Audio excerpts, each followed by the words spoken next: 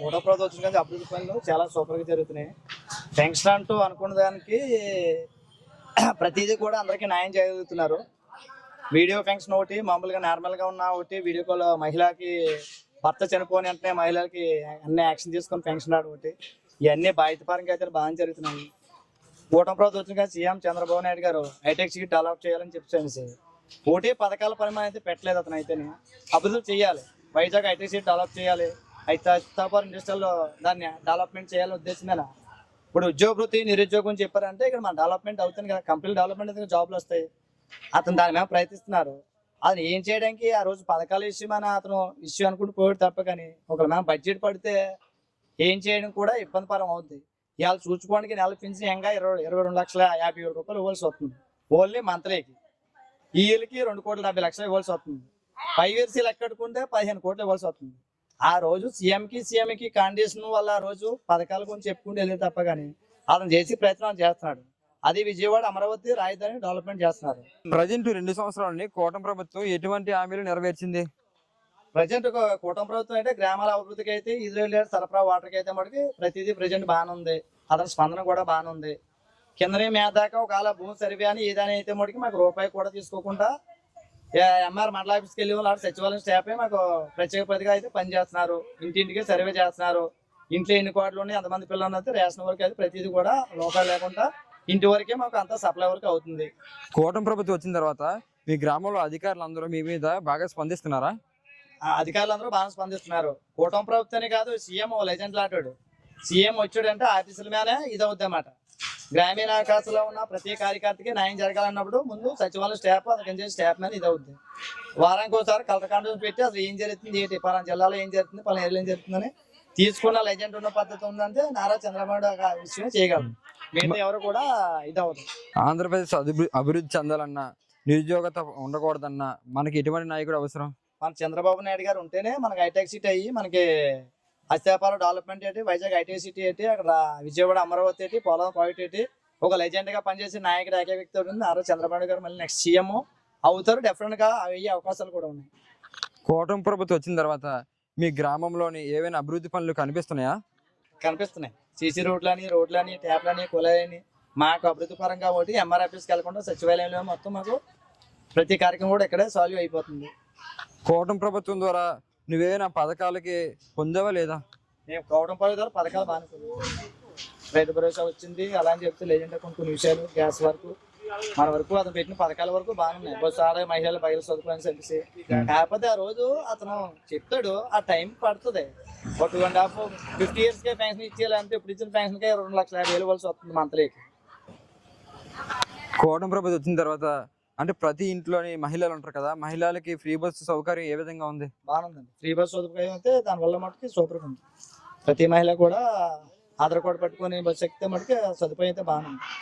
గత ప్రభుత్వం మీద పోల్చుకుంటే ప్రభుత్వం పనితీరు ఏ విధంగా పనిచేస్తుంది? చాలా బెటర్ అండి. గత ప్రభుత్వం గురించి పోల్చుకుంటే అంతా కల్తీ మద్యం, ఇది మద్యం మీద నెక్స్ట్ తిరుపతి వెంకటేశ్వరం గుడి మీద నెయ్యి మీద దీని మీద స్పందించి ఫ్రాడ్ వెళ్ళడం తప్ప, కానీ ఓన్లీ లెజెండ్ నాయకుడు బాగుపడడం తప్ప కార్యకర్త అంటూ ఏమి జరిగింది కాదు. కూటమి ప్రభుత్వంలో మరి కార్యకర్తల పనితీరు ఏ విధంగా ఉంది? కూటమి ప్రభుత్వం కార్యకర్తలు కూడా బాగా చేస్తున్నారు. ఎవరు పదవి తీసుకున్న పదవికి న్యాయం చేస్తున్నారు. కూటమి ప్రభుత్వం వచ్చిన తర్వాత డిప్యూటీ సీఎం అయిన పవన్ కళ్యాణ్ గారి పనితీరు ఏ విధంగా ఉంది? పవన్ కళ్యాణ్ గారి పనితీరు అయితే 100% చాలా బెటర్గా ఉంది.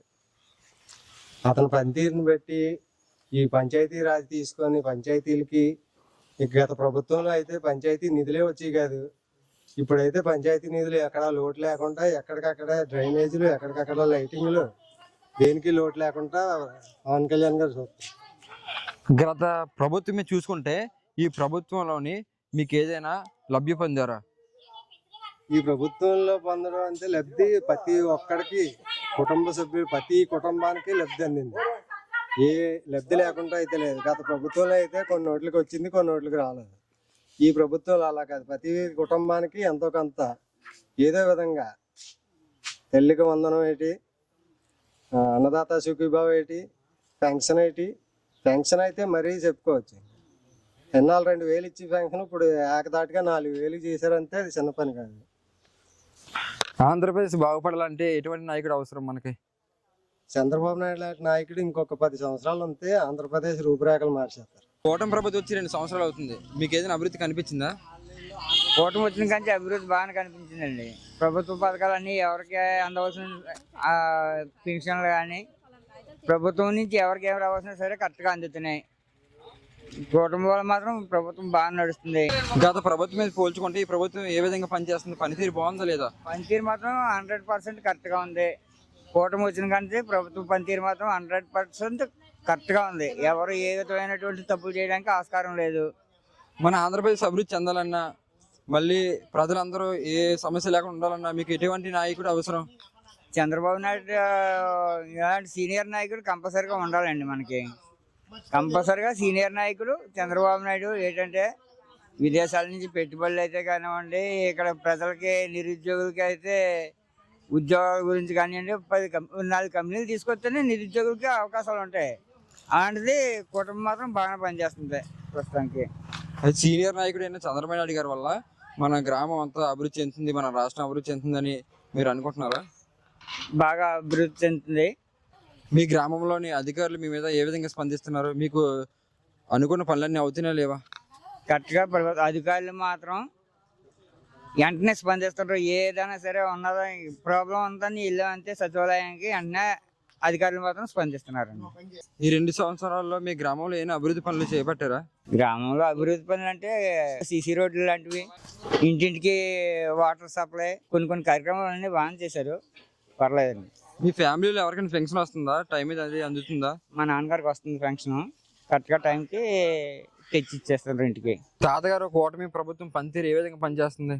బాగా పనిచేస్తుందంటే బాగా పనిచేస్తుంది. బాగా పనిచేస్తుంది. అన్ని పింఛన్ అయ్యి బాగా ఇస్తారు. పింఛన్ అయ్యి టైంలో ఇచ్చేస్తారు. ఇంకా రేపు నెల అవుతుంది అంటే ఇవాళ ఇచ్చేస్తారు. శనివారం వచ్చిందంటే ఇక్కడ అసలే ఆదివారం వచ్చేస్తున్నాను ఎదురా. ప్రతిదీ బాగా చేస్తున్నాం. చంద్రబాబు నాయుడు బట్టి ఇప్పుడు వచ్చి అన్నం ఏం చేయలేదు. మరి ఇన్ని ప్రభుత్వాలు, ఇన్ని రాజకీయ నాయకులు మారారు కదా, మీకు ఎవరి పరిపాలన బాగుంది?